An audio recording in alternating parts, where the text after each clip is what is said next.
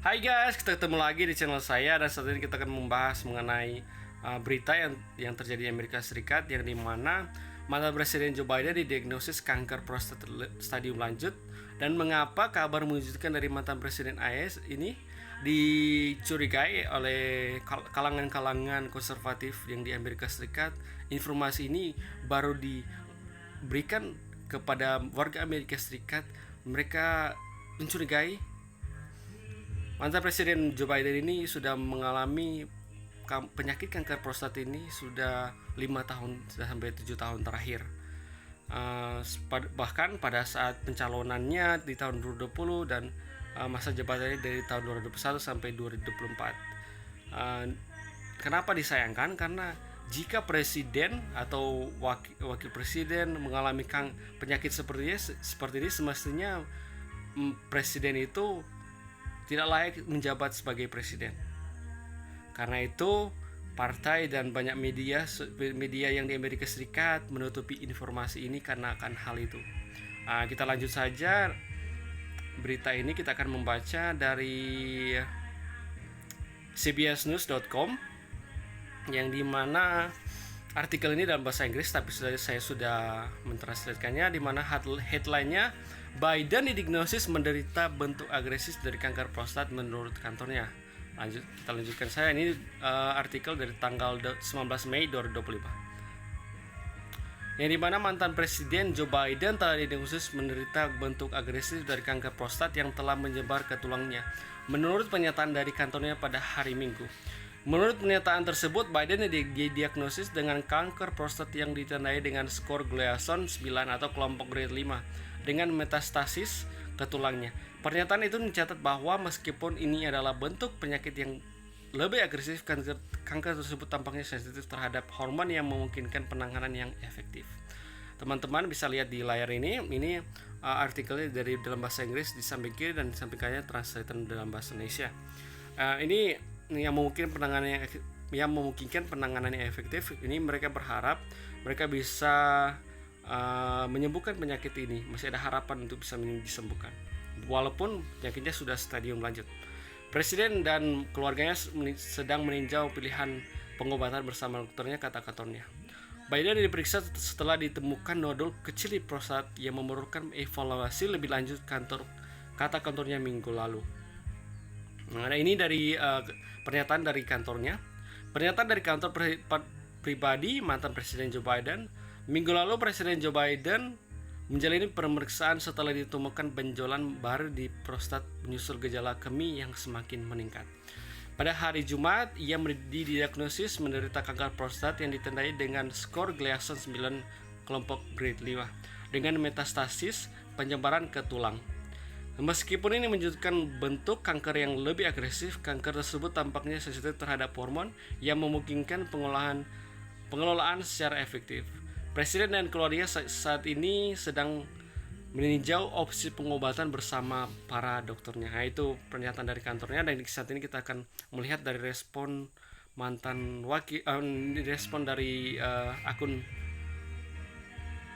X dari mantan Presiden Joe Biden, di mana kanker menyentuh kita semua, kata Biden dalam sebuah tweet pada Senin pagi. Seperti banyak dari kalian, Jill dan saya telah belajar bahwa kita menjadi paling kuat di tempat-tempat yang paling terluka. Terima kasih telah mengangkat kami dengan cinta dan dukungan. Itu caption dari postingan media sosial dari X dari mantan Presiden Joe Biden. Dan saat ini kita akan melihat respon-respon dari kalangan mantan wakil presiden Joe Biden. Ini mantan wakil presiden Kamala Harris, dan juga sebentar kita akan melihat respon dari presiden sekarang Donald Trump. Di mana Kamala Harris di akun X-nya, Doc dan saya, Doc ini suami dari Kamala Harris. Doc dan saya merasa sedih mendengar kabar didiagnosis kanker prostat Presiden Joe Biden.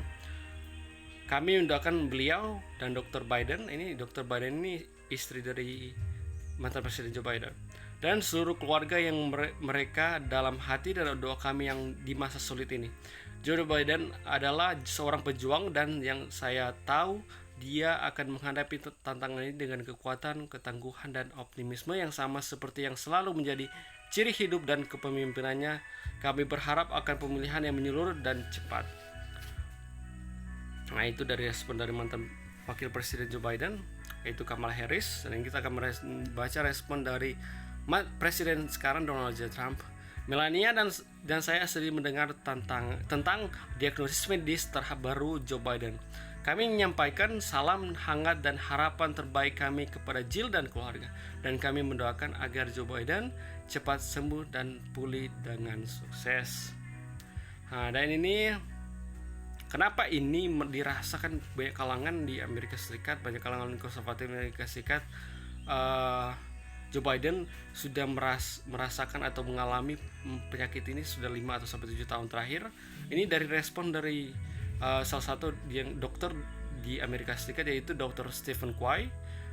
Dia merespon dengan akun X-nya, yang dimana captionnya kanker prostat adalah jenis kanker yang paling mudah didiagnosis saat pertama kali muncul dan saat ia mati menyebar ke tulang metastasis tulang. Dan ini diagnosis sebenarnya penyakit ini sudah pertama kali muncul, sudah bisa didiagnosis pada saat pertama kali muncul saat menyebar ke tulang. Sebenarnya ini mudah didiagnosis, tapi informasi ini mereka tutup dari Partai Demokrat dan dari media di Amerika Serikat. Ini menutup dari informasi ini karena pada saat itu Presiden Biden selama masa jabatannya mereka menutup informasi ini dari warga Amerika Serikat. Tes darah PSA menunjukkan laju pertumbuhan sel kanker, bahkan untuk bentuk yang paling agresif sekalipun biasanya dibutuhkan waktu 5-7 tahun tanpa pengobatan sebelum menjadi metastatik. Jadi ini kalau ada tanpa pengobatan penyakit ini semestinya 5-7 tahun sudah lanjut ke stadium lanjut, semestinya mereka sudah didiagnosis dari awal sampai ke tahap stadium lanjut seperti ini. Artinya akan dianggap sebagai malpraktik jika pasien ini baru muncul dan pertama kali diagnosis dengan penyakit metastatik pada Mei 2025. Ini disalahkan kelompok dokternya yang tidak bisa mendiagnosis dari awal. Kemungkinan besar ia sudah mengidap kanker prostat selama masa jabatannya di Gunung Putih. Namun rakyat Amerika tidak diberi informasi. Nah, teman-teman bisa lihat caption dari Dr. Stephen Quay. Merasa ini sebenarnya sudah bisa didiagnosis dari awal, tidak sampai di stadium lanjut seperti ini. Semestinya sudah dilakukan pengobatan dari awal, semestinya dilakukan pengobatan dari awal sampai tidak menjadi tahap seperti ini. Sangat disayangkan informasi penting seperti ini tidak diberi informasinya kepada rakyat Amerika Serikat. Ini dari respon dari akun Terence K. Williams, ada @W Terence. Joe Biden mengidap kanker prostat grade group 5 yang telah menyebar ke tulang. Saya tidak mengharapkan kanker kepada siapapun, tapi kami rakyat Amerika telah dibohongi berulang kali. Biden telah sakit dan berjuang untuk hidupnya, jadi siapa yang sebenarnya menjalankan Gunung Putih? Jadi pertanyaan, selama jabatan Biden sebagai Presiden Amerika Serikat 4 tahun, dari tahun 2001 sampai 2024, siapa yang menjalankan kepresidenannya itu? Wakil presidennya atau administrasi yang mengurus Presiden Amerika Serikat pada tahun 2001 sampai 2024? Siapa yang?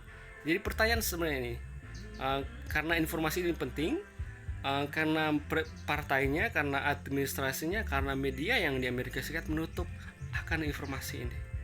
Mereka baru menyampaikan informasi ini setelah mantan Presiden Joe Biden selesai dengan masa jabatannya sebagai Presiden Amerika Serikat.